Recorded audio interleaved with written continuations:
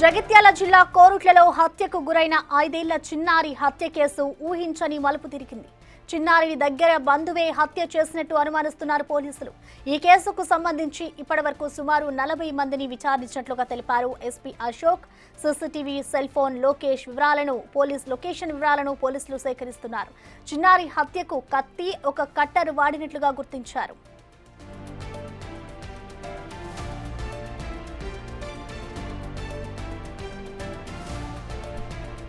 కోరుట్లలోని ఆదర్శ నగర్లో దారుణం చోటు చేసుకుంది. శనివారం కనిపించకుండా పోయిన 5 ఏళ్ల చిన్నారి హితీక్ష అదే కాలనీలోని ఓ ఇంటి బాత్రూంలో రక్తపు మడుగులో కనిపించింది. చిన్నారిని గొంతు కోసి హత్య చేసినట్లు కుటుంబ సభ్యులు చెబుతున్నారు.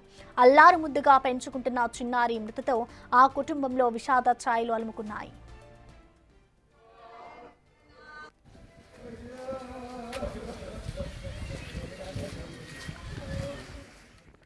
చిన్నారి హత్యకు సంబంధించిన పూర్తి డీటెయిల్స్ ని మా ప్రతినిధి శ్రీనివాస్ అందిస్తారు. శ్రీనివాస్, మనం చూస్తూ ఉన్నాం, ఇటు చిన్నారి హత్యకు సంబంధించి ఇటు పోలీసులు అయితే కొన్ని ఆధారాలను సేకరించినట్లు తెలుస్తోంది. సో ఓవరాల్ గా దీనికి సంబంధించి అప్డేట్స్ ఏమైనా తెలుసాయా?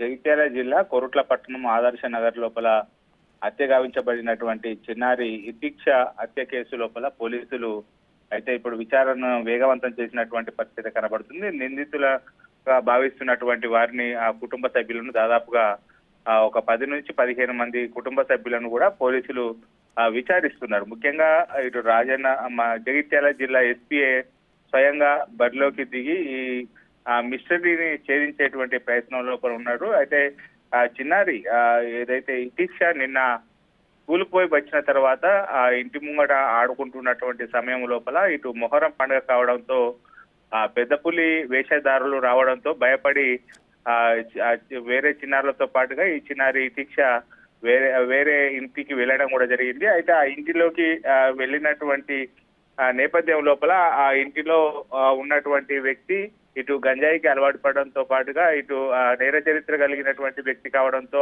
అతని బాత్రూమ్ లోపలనే ఇటు మెడకోసి హత్య గావించి ఉండడంతో మొదట అతనే హత్య చేసుకుంటాడని చెప్పి భావించారు. కానీ అతడు 4-5 రోజుల నుంచి కూడా ఆ ఆదర్శ నగర్ లో లేడని తెలవడంతో హితీక్ష యొక్క మర్డర్ ని మిస్టర్ ని ఛేదించేటువంటి క్రమం లోపల పోలీసులు అయితే ఇటు హితీక్షకు సంబంధించినటువంటి బంధువులను విచారిస్తున్నటువంటి పరిస్థితి కనబడుతుంది. ఇటు ఎస్పీ అశోక్ కుమార్ తో పాటుగా 40 మంది పోలీసులు మొత్తం బంధువులను కూడా విచారిస్తున్నారు. అదేవిధంగా ఆ పరిసరాల లోపల ఉన్నటువంటి సీసీటీవీ, సెల్ ఫోన్ లొకేషన్ ఆధారంగా అయితే పోలీసులు వివరాలు సేకరిస్తున్నారు. ఇప్పటికే నిందితులుగా భావించినటువంటి వారిని పోలీసులు అదుపులో తీసుకున్నట్టు అయితే సమాచారం. అయితే వారి దగ్గర బంధువులే ఈ దీక్షను హత్య చేసి ఉంటారని చెప్పి అయితే భావించినటువంటి పోలీసులకు వారి యొక్క విచారణ లోపల విసిపోయే నిజాలు తెలుస్తున్నట్టుగా తెలుస్తుంది. వారి దగ్గరి బంధువే హత్య చేసి ఉంటారని చెప్పి అయితే అందరూ భావిస్తున్నటువంటి పరిస్థితి కనబడుతుంది. మొత్తం హత్య కేసును పూర్తిగా సాయంత్రం వరకు కూడా ఛేదించేటువంటి అవకాశం ఉన్నారు.